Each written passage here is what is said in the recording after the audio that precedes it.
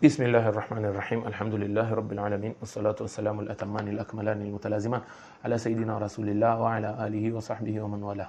أما بعد, baada ya kumshukuru Mwenyezi Mungu na kumtakia rehema na amani kipenzi chetu bwana Mtume sallallahu alaihi wa alihi wasallam, tuendelea na madarasa haya ya fiqh ya al-Imam Shafi'i, tukakueleza yale masail tu ya muhimu ya fiqh. Tulikuwa tumefika katika kueleza mahram, tukaeleza mahram kwa nasaba, tukaeleza mahram kwa kunyonya. Sasa tueleza mahram kwa inaitwaje, kwa kuoa, kwa ajili ya kuoa, kwa ushemeji. Mahram kwa ajili ya ushemeji, na mahram ni wanne. Hawa mahram upande wa ushemeji ni wanne. Ya wao nani? Yani hao mahram, maharim nani? Mtu ambaye ni mahram kwa upande wa ushemeji, wa kwanza ni mamake mke wako. Kwa wewe ni mwanamume umeenda kuoa mwanamke, basi yule mwanamke ukishamuoa mamake ni mahram kwako. Sawa? Huyo ni wa kwanza. Wa pili ni binti ya mke wako. Binti ya mke wako, yani yule mke yule unakwenda kumuoa, labda alikuwa ashaikuolewa ana binti, basi yule binti yake ni mahram kwako. Taban yeye ni mahram kwako, lakini baada ya kumuingilia yule mke. Wewe ukishamuingilia yule mke, ndio yule binti inakuwa ni mahram yako. Sawa? Pili, kwa kwanza ni mamake mke wako, pili ni binti ya mke wako, tatu ni mume wa kijana wako. Mume wa kijana wako, yani wewe mtu mzima sasa, una kijana, una mtoto wako wa kiume, akaenda akaoa yule mtoto wako wa kiume, basi yule mke wake anakuwa ni mahram kwako. Sawa? Kisha wa mwisho ni mke wa babako. Mke wa babako ambao sisi tunaita kama mama wa kambo, mke wa babako. Yani babako amekwenda akaoa mke wa pili au wa tatu, basi yule mama, sisi Waswahili tumuita ni mama wa kambo, basi yule pia anakuwa ni mahram yako wewe. Sawa? Kwa hivyo hawa watu wanne ni mahram. Na tukisema ni mahram, ndugu zangu, ni mahram milele na milele.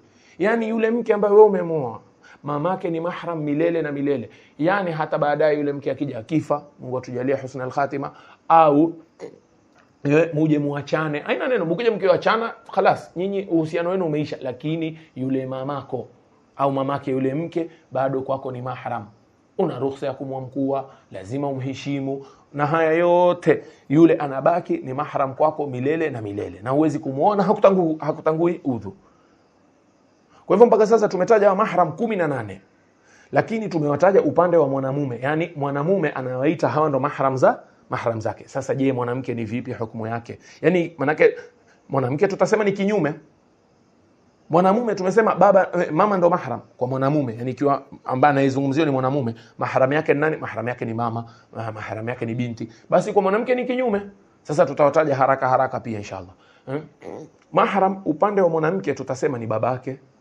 Sawa? Kijana wake, mtoto wake wa kiume pia ni mahram yake, na kakake. Kisha kakake mama ambao tutamuita nani? Mjomba. Mjombake, uncle. Sio uncle, haya mjombake ni kakake mama, sio kazani yake mama. Sio kazani yake mama. Kazani yake mama si nini? Si inaitwaje? Si mahram. Sawa? Ukimgusa udhu umetanguka. Kwa hivyo ni kakake mama, ambaye ni mjomba. Kisha kuna kakake baba ambaye ni ammi, pia huyu ni mahram. Kakake baba, sio kazani yake baba. Mara nyingine baba ana kazan na tumezoea tuwaita ammi. La, kwa upande wa udhu unatanguka. Ukimgusa udhu unatanguka. Yule kihakika si ammi yako kisheria. Sawa? Kisha kuna kijana wa kakako, yani kijana wa kiume, mtoto wa kiume wa kakako. Kisha pia mtoto wa kiume wa dadako. Yani huyu mwanamke ikiwa yeye ana dada, mtoto wake wa kiume pia ni mahram yake. Sawa? Hao ni 7 katika ndoa. Hawa 7 pia katika kunyonya. Yule mwanamke labda amenyonya, yule mwanamke, huyu mwanamke ambaye tunamzungumzia amenyonya kwa mwanamke mwingine, basi yule anaitwa mama, yule mume wake yule mwanamke atakuwa ni babake huyu mwanamke wetu. Mfano, acha tupige mfano kwa majina. Mfano, kuna mwanamke aitwa Hind. Kuna mwanamke aitwa Hind, amenyonya kwa mwanamke mwingine aitwa Fatima. Sawa? Mume wake Fatima atakuwa ni babake Hind. Mume wake Fatima atakuwa ni babake Hind kwa kunyonya. Sio? Basi huyu ni mahram yake. Na vile vile mtoto wake Hind kwa kunyonya. Yani huyu Hind ikiwa yeye amenyonyesha, basi mtoto wake wa kiume pia ni mahram yake kwa kunyonya. Na wale 7 ambao tumewataja vile vile, mtoto, kaka, hao wote ni maharim mpaka mwisho. Kwa hivyo 14 hao. 7 kwa nasaba na hao 7 kwa kunyonya. Kisha kuna wanne kwa ndoa, kwa ushemegi yani. Nani wa kwanza?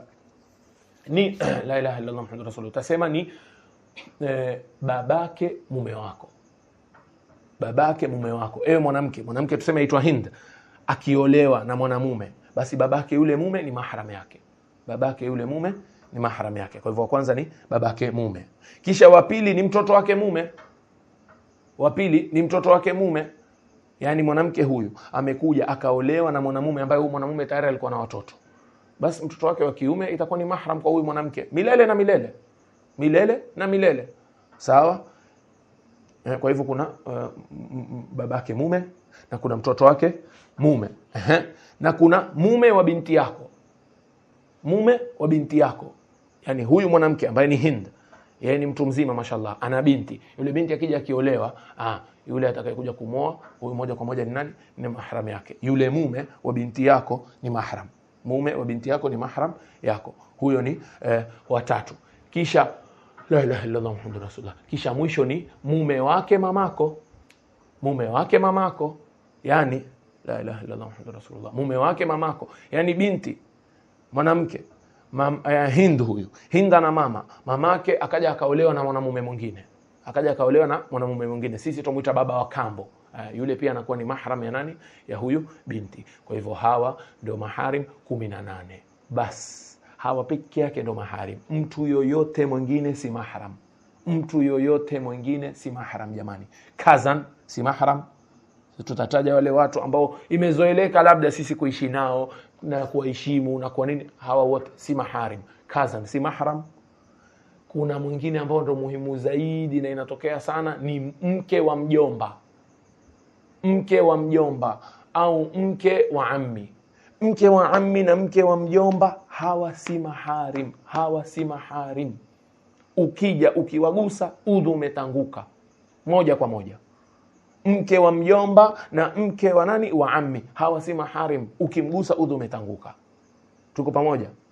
Na vile vile kwa upande wa wanawake tutasema mume wa anti yako. Mume wa shangazi au mume wa amati.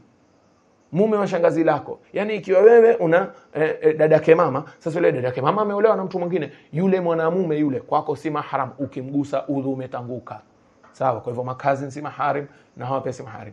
Ama mwanamke yani mke wake mke wa mtu pia anatangua udhu. Mtu akimgusa mke wake pia anatangua nini? Anatangua udhu. Sawa?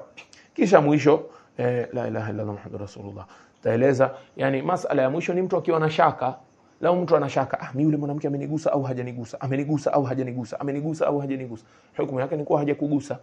Hukumu yake ni kuwa udhu wako uko sahihi na mtu afanye nini? Aendelee na kuswali kama ataka kuswali na kushika mswahafu, wala haina wasiwasi. Naam. Kesho ama darasa inayofuata inshallah tutaingia katika jambo la 4 linalotangua udhu, nalo ni kugusa uchi wa mwanadamu inshallah. Wa sallallahu ala sayidina Muhammad an-nabiyil ummi wa ala alihi wa sahbihi wa sallam, walhamdulillahi awwalan wa akhira.